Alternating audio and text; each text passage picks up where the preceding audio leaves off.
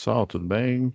Já dei o início aqui, o start aqui na gravação de hoje. E eu estava conversando aqui com a Dair, né? Já tinha um outro aluno que tinha entrado, mas ele caiu aqui. Deixa eu compartilhar aqui a pasta aqui com vocês.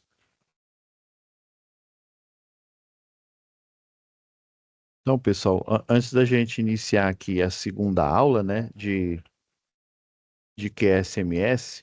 Lembrando, pessoal, que dia 14, né, na parte da tarde foi o momento presencial de QSMS e na parte da manhã foi o segundo momento presencial da UC anterior, a UC de desenho. Então eu já, segunda-feira eu olhei, mas não havia sido postada ainda, né? Então eu olhei agora há pouco aqui e foi postado, né, as notas tanto de qualidade aqui da UC4, né, que foi da parte da tarde, quanto o segundo momento presencial da UC3 aí de leitura, tá?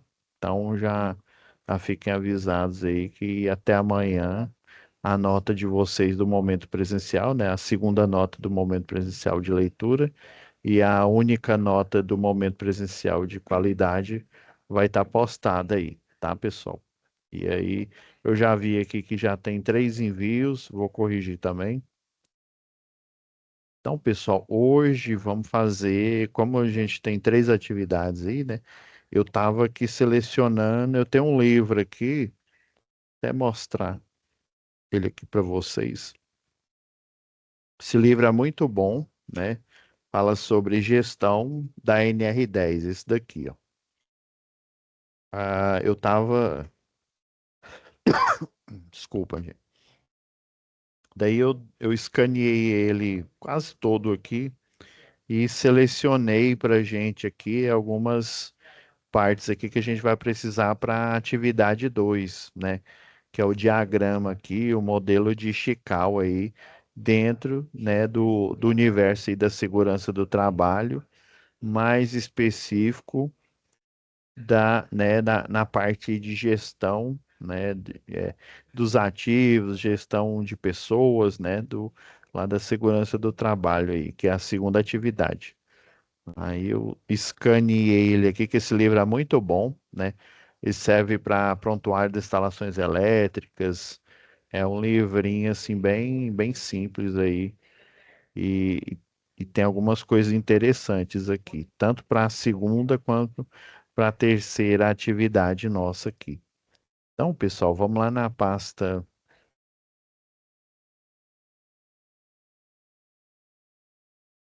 Gente, já colocou, ó, já fiz a pasta aqui de momento presencial, né? Já guardei os formulários para eu publicar a nota.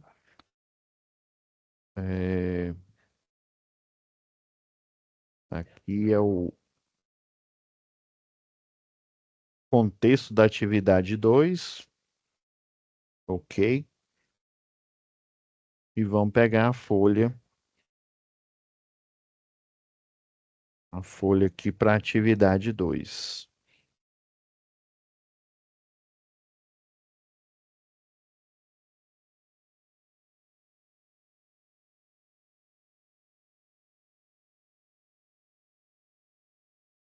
A primeira atividade, né, foi aquele relatório. Eu acho que, se eu não me engano, eu até mostrei aqui um. Não, ainda não mostrei, não. Isso daqui eu guardei para hoje.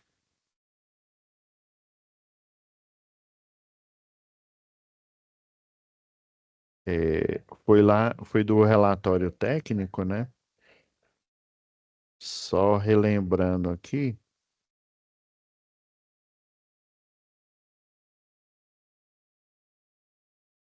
era vocês identificarem isso. Eu sei que dá uma quinzena, né? A lista o checklist que ele faz todos os dias lá, né? O técnico.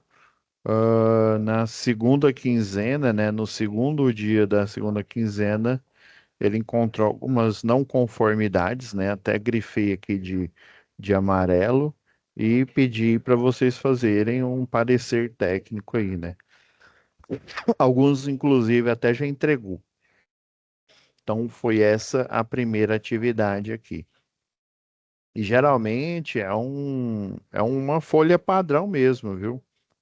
Que as empresas fornecem. Por exemplo, aqui, ó, é, eu tenho essas folhas aqui padrão. Quer ver? Deixa eu pegar esse o apêndice 16.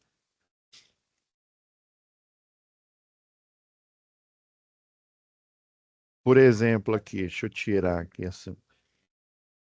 Essa é uma folha aqui, é um checklist, né? De você fazer uma APR, né, dos riscos que você encontra, né? Os tipos de risco, é o antigo PPRA, né? Hoje em dia ele é análise de gerenciamento de risco, não é chamado mais programa de prevenção contra riscos ambientais, né? Ele mudou a sigla, né? Mudou um pouco a dinâmica. Então, esse anexo aqui é um documento, inclusive esse livro, depois eu vou mostrar para vocês aí, lá no apêndice dele. Toda empresa tem formulários padrões desse tipo aqui, é igual ó, risco em eletricidade, né? Análise de risco em eletricidade em espaço confinado, né? Se você faz algum trabalho num espaço confinado, tipo uma galeria aí com circuitos subterrâneos, né? Você tem que observar a NR, se não me falha a memória, acho que é a NR 33, se não me falha a memória aqui, para espaço confinado. Então você tem que verificar muitas coisas, não? Aí delimitação, isolação de área, né? Fazer inspeção técnica no espaço, dispor de pré-avaliação médica do trabalhador, testar e monitorar a atmosfera interna, né? Tem o equipamento aí para ver se o ar ele não está viciado, né? Ou se ele tem gases inflamáveis, por exemplo. Então, toda empresa, ela cria um formulário desse daqui, né? Empresa, no caso, para riscos elétricos, no caso, para os vários riscos aí. Então, esse modelo aqui, ele não difere muito. É um checklist que ou a empresa, a equipe, a CIPA, né? Geralmente eles pegam a CIPA para fazer isso, né? E juntamente, dependendo aí em conformidade com a NR a NR4, né, dependendo aí do quantitativo de funcionários, você não só a CIPA, mas né, o pessoal ali do SESMIT, né, Serviço Especializado em Saúde e Medicina do Trabalho, eles vão trabalhar em conjunto para gerar essa documentação técnica que, por exemplo, né, no caso aqui da primeira atividade, o eletricista aqui, né, o eletrotécnico, precisa desse formulário, né, com os 26 passos que ele precisa seguir todo santo dia antes de fazer, né, antes de iniciar os trabalhos aqui. Então, existem vários tipos desse documento. Esse documento aqui, eu peguei ele eu comprei um livro, só que não está aqui comigo, não, um livro sobre NR10, né? É bom a gente estar sempre, né, se atualizando aí e ele dá como bônus esses formulários aqui padrão, né? Inclusive, alguns desses formulários padrão eu utilizei quando eu fiz uma análise, né, do prontuário das instalações elétricas para uma empresa, né? Eu posso falar o nome aqui, não tem problema não. Foi para a Vivo, né?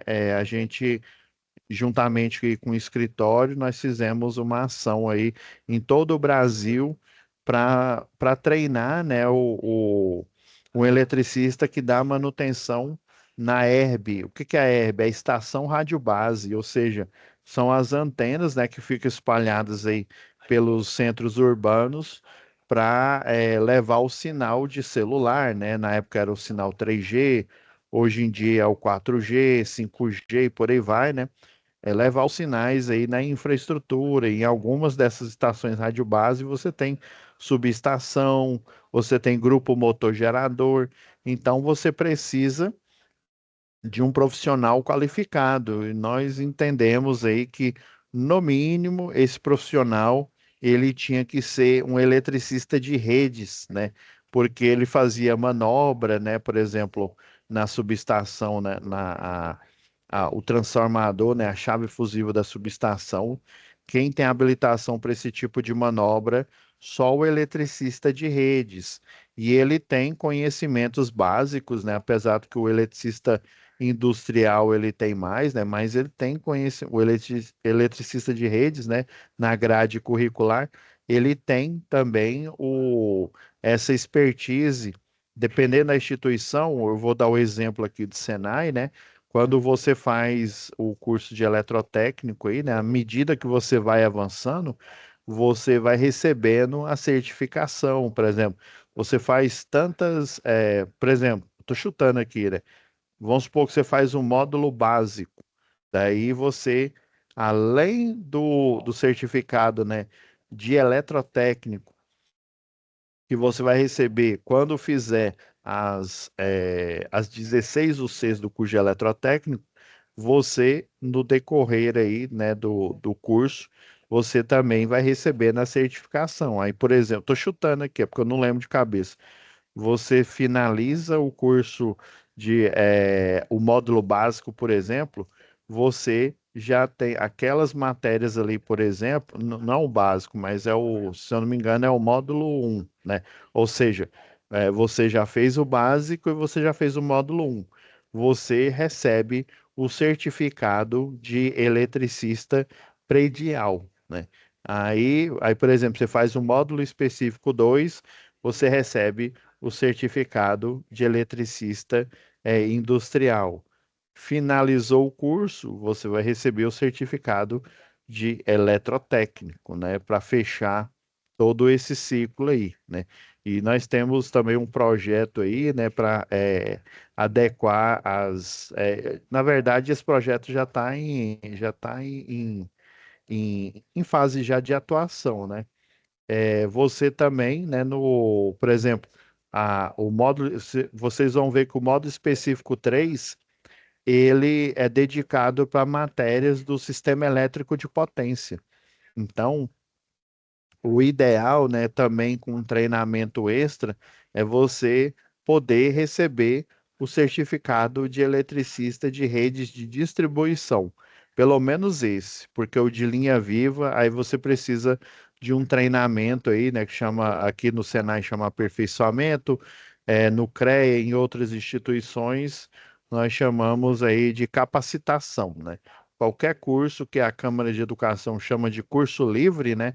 Nós chamamos, né, do CREA, do CFT, né, chamamos de capacitação, né, ou seja, um curso rápido, né, que tenha um cronograma, mas ele não é tão longo quanto o curso técnico, por exemplo, né? Então, existe essa vigência aí no decorrer do curso, você também, além de no final do curso receber certificado de eletricista, de eletrotécnico, né?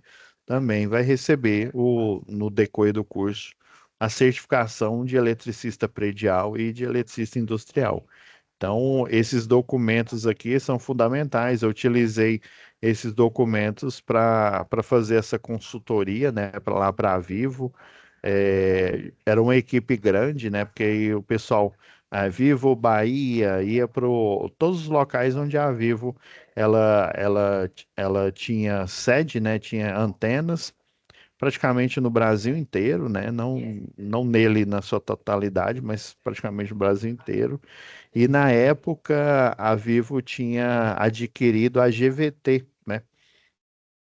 Então foi um trabalho grande e a gente tinha que ajudar o pessoal não só da CIPA, mas o pessoal do SESMIT na elaboração desses documentos aí, né? Esses documentos padrão aqui que o funcionário pode usar como eles chamam de. Aí tem os que são checklist, igual esse daqui, tem outros que são chamados, né, na época, o pessoal chamava na verdade, a maioria ainda chama de POP, né, Procedimento Operacional Padrão, ou seja, um procedimento listado passo a passo, de maneira, né, de forma técnica e também de forma segura, em que o colaborador, né, seguindo esses passos dentro da sua atribuição, dentro da sua formação, né, formação como eletricista, formação como técnico, como tecnólogo, como engenheiro eletricista, né, ele seguindo esses passos, além dele fazer o procedimento de forma correta e ordenada, ele também vai fazer ele de modo seguro. Ele vai garantir a sua segurança e a de outros trabalhadores que estejam com ele, né? E também, dependendo do tipo de ação, até de terceiros, né? Pessoas que não trabalham na empresa, né? Mas, por exemplo, um eletricista de redes. O campo, o espaço de trabalho dele é na rua, né? É numa escada, é, é- instalando a infraestrutura de um poste, por exemplo, as ferragens, os cabos, né? Ou até mesmo no caminhão, no guindaste hidráulico, né, plantando esse poste. Então, esses documentos são fundamentais aí, né? Eu vou pedir, deixa eu ver, esse aqui é Roberto Mangue, né? Então, eu vou pedir para a Laura colocar como material extra para vocês aqui esses documentos que eu achei assim muito interessante para vocês terem, né, eles aí como base, tá? De qualquer jeito, né, eu ia oferecer esses documentos para vocês, né? A gente tem uma matéria aí aqui é o início, né? A gente falando de segurança do trabalho, mas nós temos uma matéria aí que se eu não me engano, é no próximo módulo já, né? Segurança no trabalho, instalações elétricas aí, né? Seria o análogo, ele não é NR10, mas seria o análogo a NR10, né? E de qualquer jeito, esse material extra aqui eu iria compartilhar com vocês. Ok, pessoal. Então, vamos voltar aqui à situação de aprendizagem. Então, durante a verificação de uma máquina, né? Caio constatou, deixa eu abrir logo a folha aqui. Se não me falha a memória, essa folha ela é meio grande. É isso mesmo. Então, tem aqui um desenho aqui que tem método, meio ambiente, mão de obra, medição, máquina, matéria-prima, diagrama de Ishikawa, ok. Por isso que eu guardei aqui os conceitos para a gente ver. Eu tirei desse livro aí aqui do Wagner Lobosco. Vamos lá. Durante a verificação de uma máquina, né, Caio constatou um desvio quanto à falha elétrica na proteção da máquina, né? Então, ele abriu, né, uma OS, né, uma ordem de serviço, e solicitou a paralisação das atividades com base no conhecimento recebido no treinamento da CIPA, né, Comissão Interna de Prevenção de Acidentes, né, a chamada NR5, pois percebeu que havia uma condição de risco grave e prestes a ocorrer, né, contra, ó, o português aqui, contra a vida do operador João, seu amigo, né? Então, no caso aqui, ó, geralmente a gente, né, eu acho que eu comentei com vocês, né, eu sou engenheiro eletricista e engenheiro de segurança do trabalho. Geralmente esse risco grave e prestes a ocorrer, geralmente nós chamamos de risco grave e iminente, ou seja, ele está na iminência de ocorrer a qualquer momento, né? Aquele risco ele pode ocorrer, geralmente é por eletrocução. Então, Caio prontamente, né, informou tal condição ao engenheiro Andrade, responsável pela unidade, que reagiu de forma espantosa ao afirmar que não havia risco algum e que não poderia parar a produção para tal adequação sugerida. Ó, pessoal, vocês aí que já trabalham, né, ou que já, né, além de trabalhar, fazem estágio, essa situação infelizmente, ela é mais comum do que a gente imagina.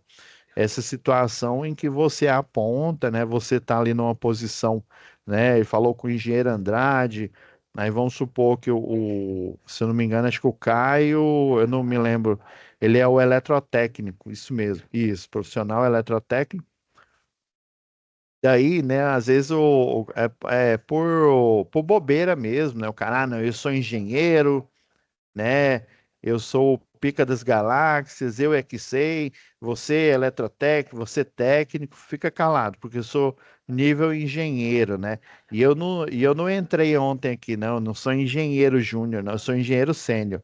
Aí que o ego dele vai lá para cima, né? Então, a gente tem que tomar muito cuidado, pessoal, né? Porque esse tipo de atitude ele pode ser considerado uma atitude de risco, né? Pode não, né?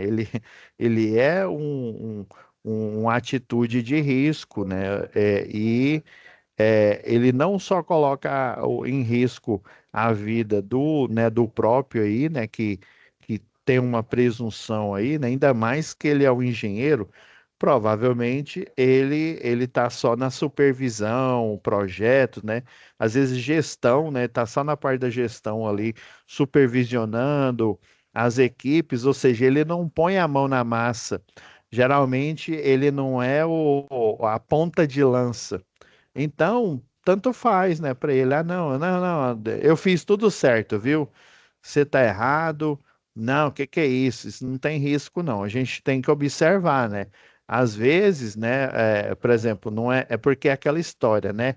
Ah, tá falando que o meu trabalho ou o que eu estou fazendo é errado. Tem até um livro aí, um interessante aí, dependendo da matéria, eu até indico para os alunos. Não sei se vocês já ouviram falar. É um best-seller aí do Dale, escreve Dale, né? Dale Carnegie, né? Como fazer amigos, influenciar pessoas.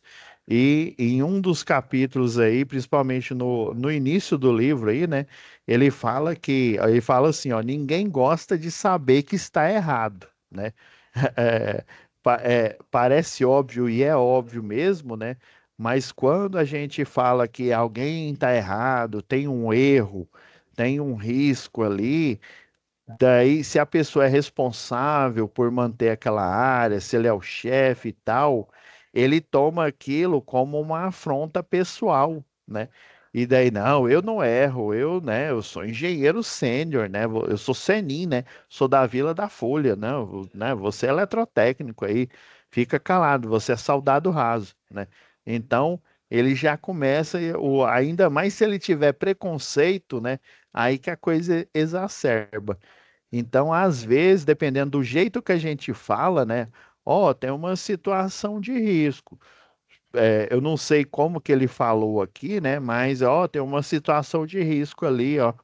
É, eu já fiz algumas verificações aí, pode ser que eu esteja errado, né? Mas eu acredito que seja importante dar uma verificada, né? Se ele falar dessa forma, talvez o engenheiro Andrade aí, ele não, né, ele não teria reagido assim tão energicamente, né? E não, ó, tem um erro lá, viu? Dependendo do jeito que você fala, a pessoa toma aquilo como uma afronta. E quando você toma algo como uma afronta, é, tem um ditado aí popular, né, que eles atribuem aí a um sábio aí, né, da filosofia, né, é, é, pessoas sábias, né, elas discutem ideias, né? Pessoas fúteis, elas discutem, né? Elas brigam, discutem entre si, né? Então, discuta ideias, né? Discuta o risco, né? Sobre a segurança do trabalho, né? Sobre a qualidade no trabalho. Não fique pegando as coisas como pessoal, né? Às vezes não foi a intenção do Caio, mas o jeito que ele falou, né? Ah, não, agora eu tenho que ficar todo cheio de dedos ali né, com o pessoal, com o chefe, né? Eu não diria não só com o chefe, mas com qualquer pessoa, viu? É aquela história, né? É você ser educado, né, você falar de forma, né, de forma natural. Tem pessoas que falam gritando, tem pessoas que falam baixinho, né? Se você é daqueles igual eu que fala assim gritando, né? É bom você observar, né, que às vezes o tom, às vezes não é nem o que você falou, o tom como você falou, como você se colocou, coloca a pessoa na defensiva. Aí, em vez dela discutir ideias, ela vai discutir se quem que tá certo ou não. Aí ele, não, eu sou superior, tá? Eu que tô certo, né? Eu tô aqui na condição de engenheiro, eu que tô certo, né? Então, a gente tem que observar isso. Pois necessitava despachar, né, o estoque a um grande cliente multinacional, por exemplo, aí junta às vezes o que ele falou, né, a forma como ele falou, a pressão em cima dele, né? Sempre, por exemplo, a gente tem chefe, né? Mas você pode ter certeza, o chefe do nosso chefe, ele também, né? Ele tá ali em cima dele. Então, o nosso chefe, ele também tem pressão, né? Até vocês não acham que vamos pegar um cara aí bem rico aí, bem poderoso aí que a gente conhece comumente aí, né? Vamos pegar aí o Elon Musk, né? Vocês acham que ele não tem problema? Ah, não, eu sou, né, trilionário, milionário, não sei nem classificar o que que ele é, né? Ah, não, eu sou, né? Se você ouvir falar da história dele, né? Ele não foi fácil. Ele ganhou muito dinheiro, né? Com o PayPal, né? Criou aquele sistema lá do PayPal e ele poderia ter ficado de boa, né? Mas ele resolveu investir mais e esse investimento a mais aí quase que custou todo o dinheiro dele, né? Então, sempre por maior que a pessoa, o cargo que ela ocupa, se ele é o CEO ou se ele é o dono mesmo, além do CEO, o CTO, né? Que o CEO seria aquele que manda ali na empresa, o presidente, né? O CTO, além do que manda, ele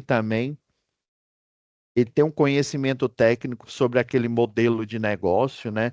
E aí vamos supor que ele seja o dono mesmo, ele seja vamos dizer assim, o sócio majoritário, vamos dizer assim, que tem a maior fatia, ou até mesmo ele seja o único, né, o único dono daquela empresa.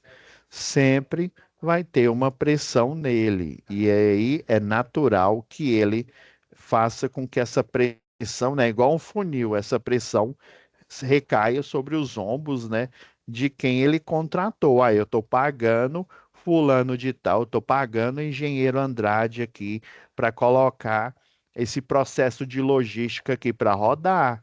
Uai, que tá fazendo corpo mole, né? Ah, tá fazendo corpo mole porque, não, tem alguém falando que tem uma situação, né, de risco grave e iminente, dependendo aí do tipo de pessoa. Eu tô pagando ele, por que que ele não olhou esse negócio logo aí? Por que que ele tá demorando, né? Ou não, né? Ah, não, uai, eu tô pagando ele tem que fazer, não é alguém de baixo que vai falar o que que ele tem ou o que não tem que fazer.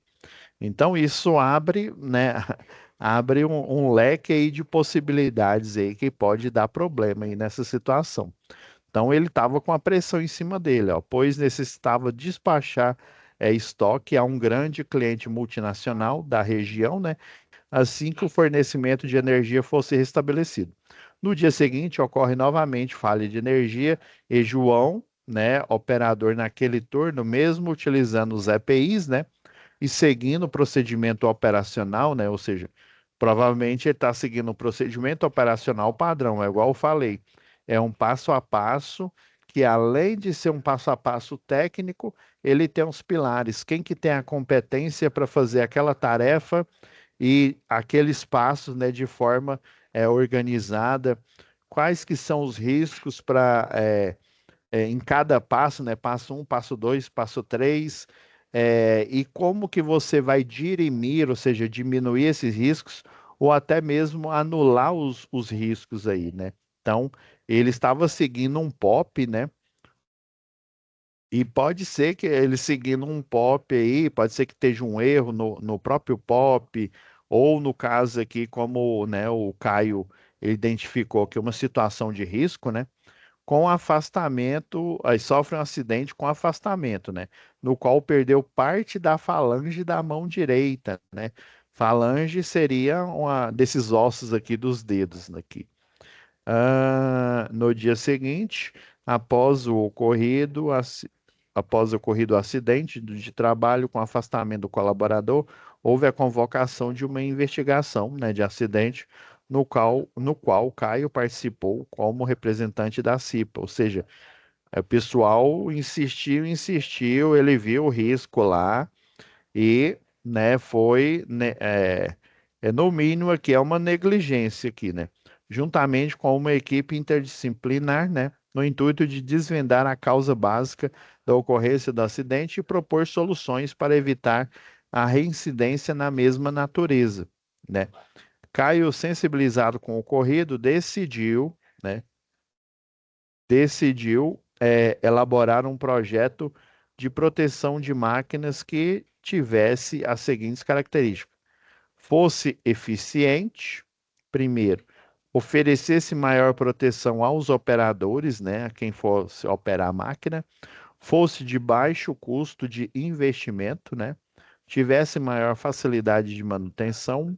Outro item, utilizasse a menor quantidade de recursos, não impactasse no processo produtivo e utilizasse fontes de energias alternativas. Ok, né?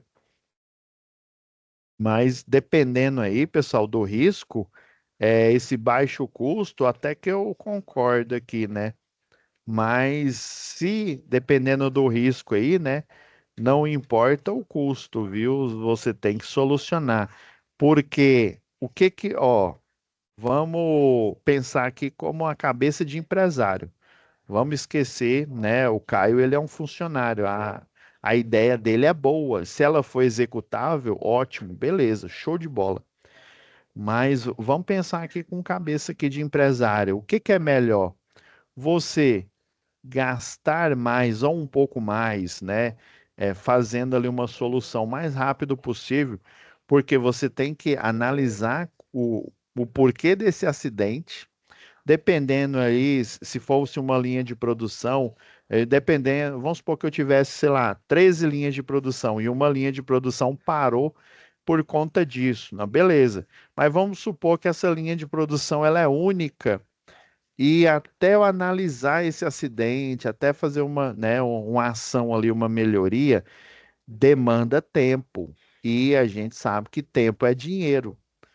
E se eu, né, fizer uma solução com um custo mais alto, né, em relação a esse daí, né, porque para eu achar uma solução de baixo custo, eu demando de maior tempo para a gente racionalizar e pensar, né? Ao passo que se eu fizer uma solução rápida ali, mesmo que ela leve um custo maior, o que que vai acontecer? Eu vou solucionar esse problema, né, o mais rápido possível e a produção ela vai voltar a acontecer. Enquanto essa análise de acidente, né, enquanto você não descobrir o cerne da questão, por que que aquele acidente ocorreu, você concorda comigo que ninguém mais pode operar aquela máquina, porque senão vai acontecer outro acidente. Isso é óbvio, né? Então, se você fizer uma ação rápida ali, mesmo que seja com custo maior, esse custo maior, pessoal, ó, pensa, cabeça de empresário, viu? Esquece cabeça de funcionário aqui agora. Cabeça de empresário. Se você fizer uma solução rápida, mesmo com custo elevado, essa solução, o valor dessa solução, ele vai se pagar porque você parou aquela produção num tempo menor. Isso é óbvio, gente. Dependendo aí né, dependendo aí do, eu sei que a intenção dele é boa, mas guardem essa informação que eu estou passando para vocês, né, que ela pode ser dica valiosa, ela pode valer inclusive até o seu emprego, né? Você dá essa dica aí, ó, não, vamos acelerar. É só você, ó, se você tiver na gestão, né, ou tiver acesso aí, né, aos números, né, aos dados, às estatísticas aí da empresa, você vai ver, vamos supor, ficar parado com essa máquina aí, né, 1 hora. parado com essa máquina, eu perco, seja, sei lá, tô chutando o valor, R$ 50.000, né? A solução de baixo custo aí, ela foi, sei lá, tô chutando aqui, toda, né, o implemento ali, tudo, né, material de divulgação e tal. Aí vamos supor que deu, sei lá, R$ 1.500. É melhor você gastar um pouco mais, porque a cada hora, né, ou a cada dia, você vai perder R$ 400.000, você vai perder R$ 300.000. E outra, dependendo do tipo de produção, vamos supor que fosse uma Ambev da vida. A Ambev, né, tem os centros lá de produção, né, de invase lá das bebidas, né? Geralmente é assim, eles invasam a bebida, armazenam essa bebida, depois vem o caminhão, os compradores, eles já venderam mercadoria sem mesmo essa mercadoria ter sido invasada. Só para vocês terem uma ideia, existe um cronograma de ações. Então, a logística é: você invasa, armazena, vem já o caminhão que os compradores já venderam aquele produto, já vem o caminhão para pegar aquele produto e poder fazer a distribuição. Imagina você parar aquela máquina, toda a cadeia logística ela vai ficar emperrada. Então, pensem nisso. Atividade 2. Lembra-se do problema a ser resolvido por Caio? Junto com os demais componentes da CIPA, ele deverá desvendar a causa do acidente. Para isso, eles vão utilizar um diagrama de Ishikawa e, de forma criativa, auxilie Caio na construção desse diagrama, demonstrando uma visão detalhada sobre o acidente, organizando e estruturando ideias sobre as suas causas aqui. Então, a gente tem que focar no que falou, assim, ele dá poucas informações, confesso que são poucas informações que eles oferecem aqui. Por isso, eu trouxe aqui, eu trouxe esses dados aqui do livro aqui do Wagner Lobosco aqui, ó. Diagrama de causa e efeito. O que que causou, né? Qual o efeito, né, dessa causa aí, dessa situação de risco, por exemplo, ó, também chamado de espinha de peixe em razão do seu formato, né, um formato que espinha de peixe, né, é um método muito utilizado na investigação de acidentes e por possibilitar um trabalho de equipe, né, a equipe lá da CIPA, né, a equipe também do SESMIT, né, para sua obtenção pode ser aplicado aos nossos objetivos para análise de risco. Objetivo aqui, ó, o diagrama de Ishikawa tem o objetivo de facilitar a identificação das causas de problemas que devem ser sanados ou mesmo dos fatores que levam a determinado resultado que desejamos obter por meio da representação gráfica, bem como verificar se está tudo sob controle. É o método, essa representação gráfica que ele está falando, é um método de visualização mesmo, né? Aí tem aqui, ó, método, o método como você, sei lá, dá manutenção na máquina, como que você faz a medição, por exemplo, dos parâmetros da máquina, como tensão, até mesmo saber se a máquina está ligada, se está energizada, qual a tensão que está aplicada.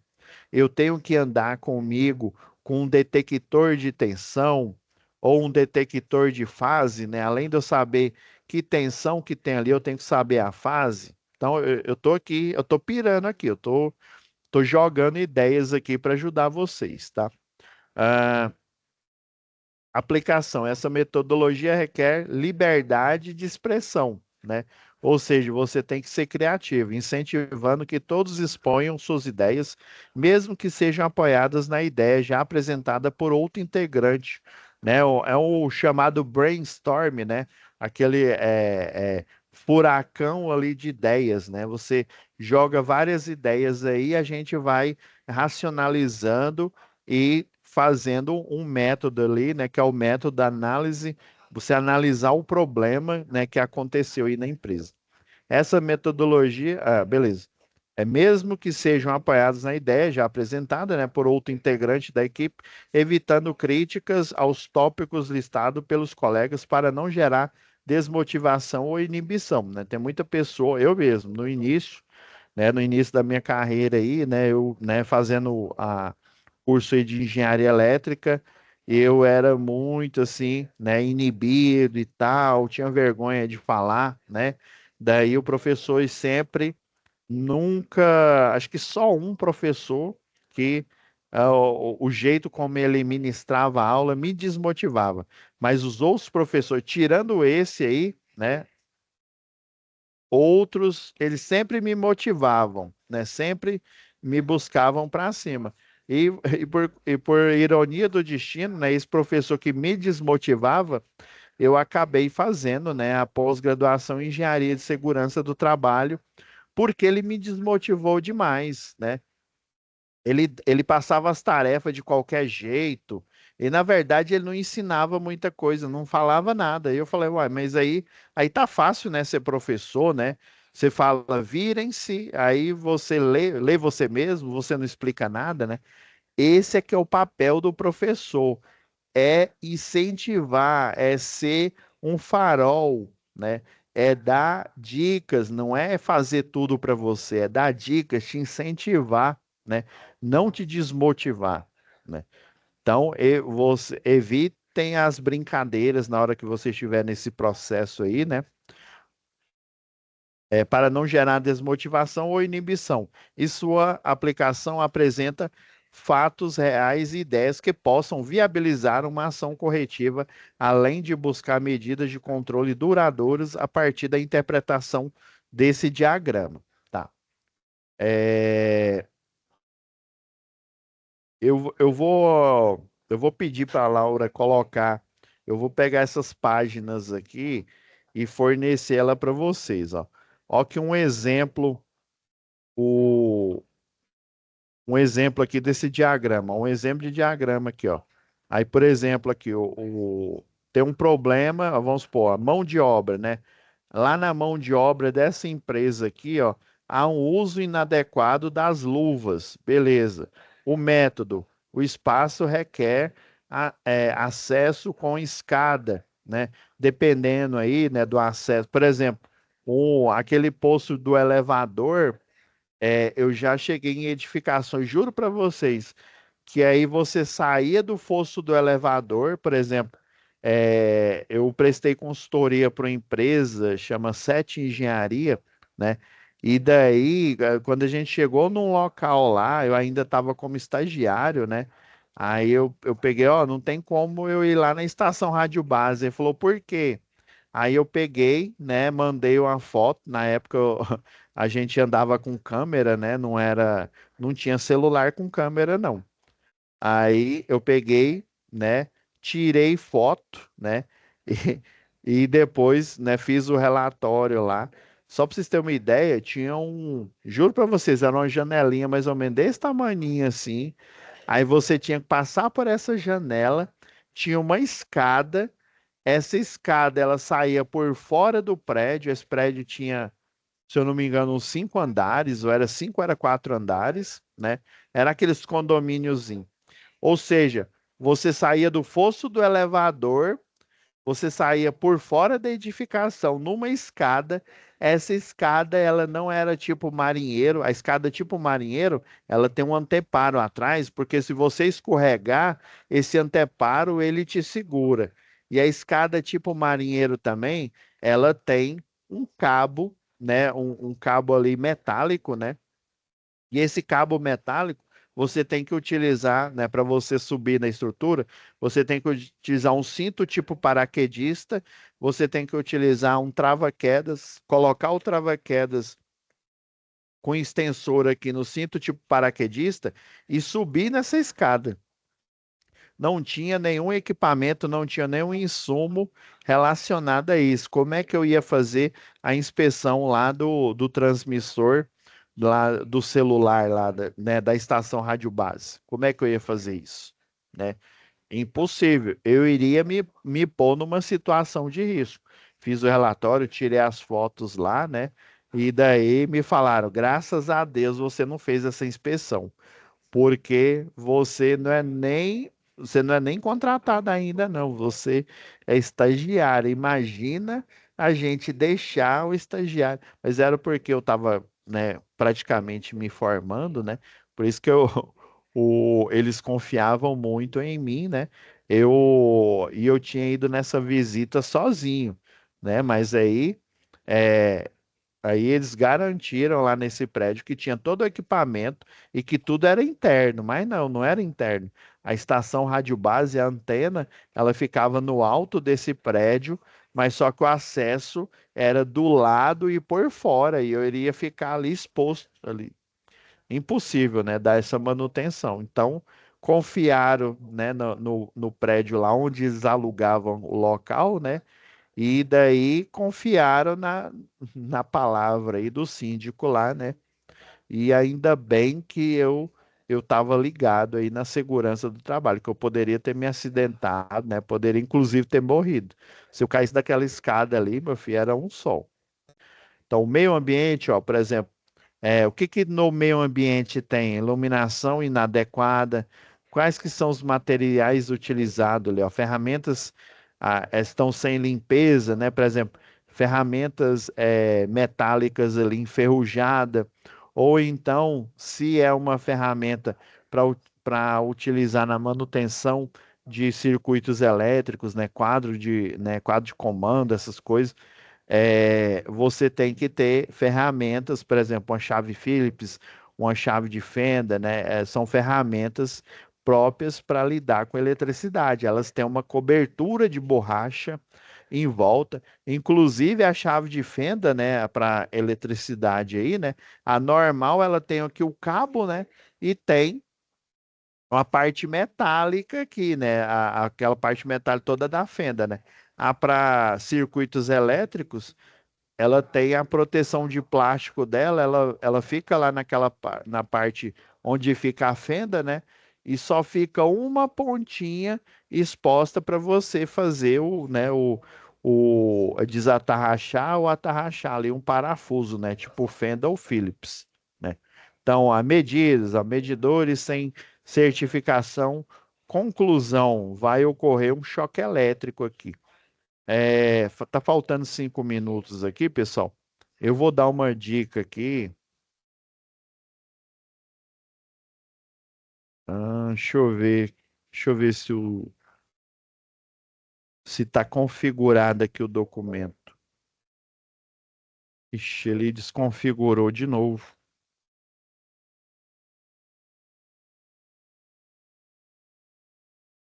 Deixa eu diminuir aqui para ver se. Pessoal,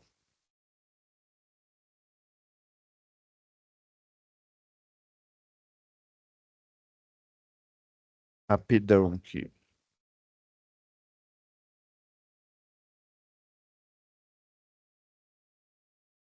Pessoal, eu vou ajeitar aqui esse.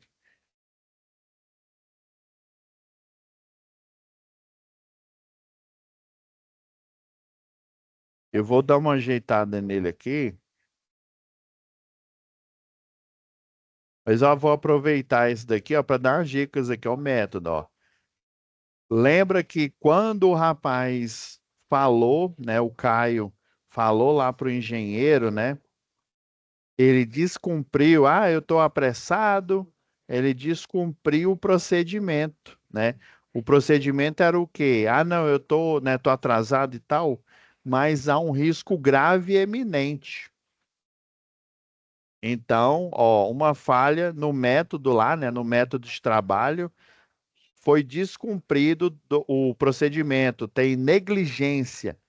Por exemplo, rotina de trabalho excessivo, né? Ué, por quê? Porque o operador, o chefe lá, ele estava se importando só, né, na entrega. Ele não está se importando com às vezes você fazer ali uma rotina de trabalho em que você trabalhe por turnos, né? Você siga ali um esquema ali, né? Dependendo aí, dá para você adequar. Falta de manutenção, provavelmente, né? O que culminou na máquina ali funcionar ali, cortando ali a falange dele, ele não dá muito detalhe da máquina, né? Só que é um implemento ali, tem uma parte mecânica, né? Então, falta de manutenção, o meio ambiente, ó. Tinha vazamento de óleo. Lembra que vocês têm que pegar a primeira atividade aqui, ó.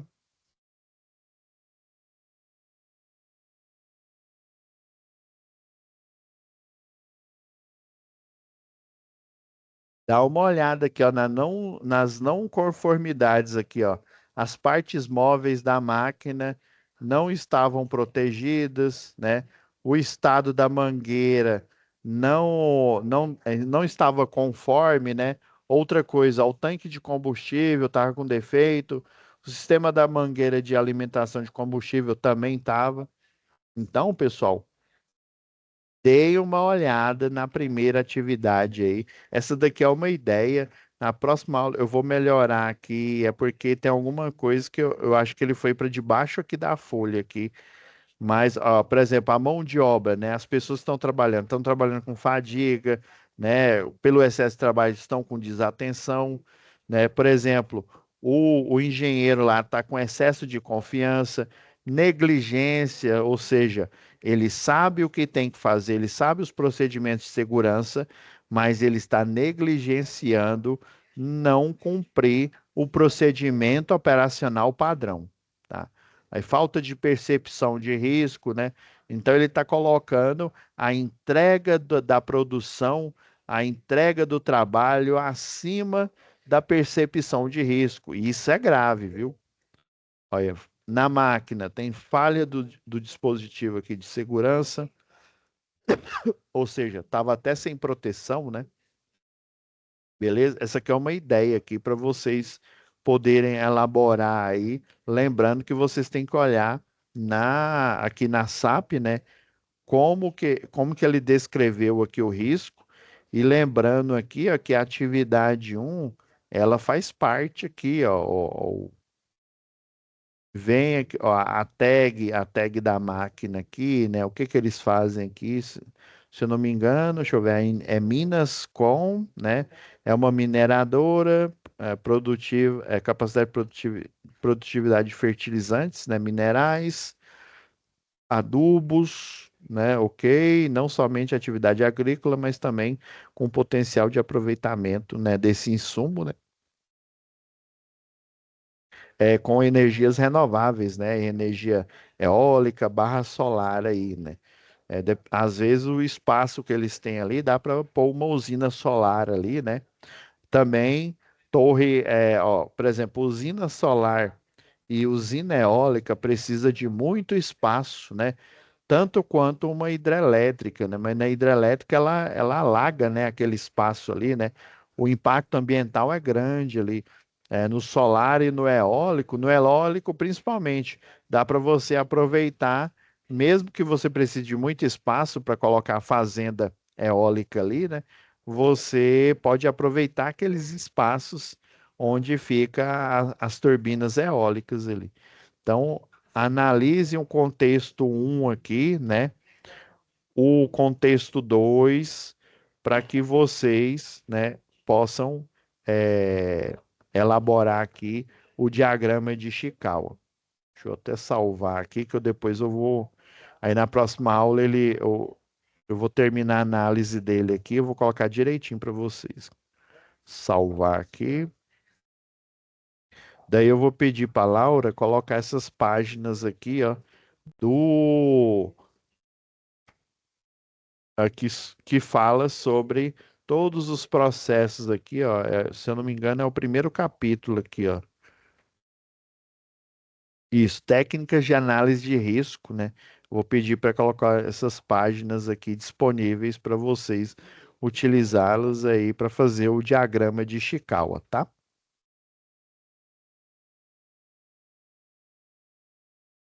Então é isso, pessoal. Vai ficar com Deus aí, Adair, e até a nossa Essa- próxima web aula. Falou. Obrigado.